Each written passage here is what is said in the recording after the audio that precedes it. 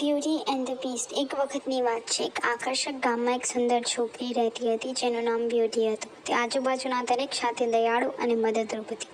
એક દિવસ બ્યુટીના પિતા, જે વેપારી હતા, માલ વેચવા માટે યાત્રા પર ગયા.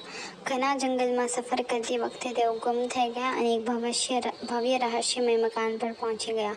મકાન સુંદર પરંતુ રહસ્યમય હતું. તેઓ ઘણા જંગલ અને અંધારાના ટાવરો સાથે વેપારીએ તે મકાન જોવાનો નિર્ણય લીધો.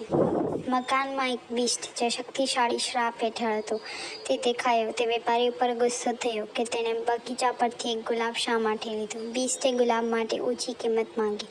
તેણે વેપારીને જણાવ્યું કે તેણે પોતાની જિંદગી અથવા તેના કોઈ મનપસંદ વ્યક્તિની જિંદગી આપવી પડશે.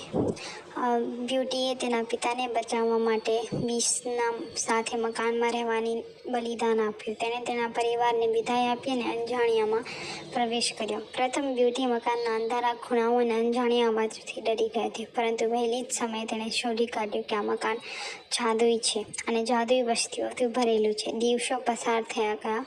બ્યુટી અને બીસ્ટે એકમેકને સમજવા અને કિંમત આપવાની શરૂ કરી. તેઓ સાથે ભોજન અને વાતચીત કરતા વધારે નજીક આવ્યા. એક દિવસ બ્યુટીની દયાળુ અને પ્રેમથી શ્રાપ તૂટ્યો. બીસ્ટ એક સુંદર રાજકુમારમાં પરિવર્તિત થયો અને એનું સાચું સ્વરૂપ પ્રકટ થયું. બ્યુટી અને રાજકુમાર હવે શાપમાંથી મુક્ત તેમના સુંદર રાજ્યમાં ખુશીથી રહેવા લાગ્યા. Thank you.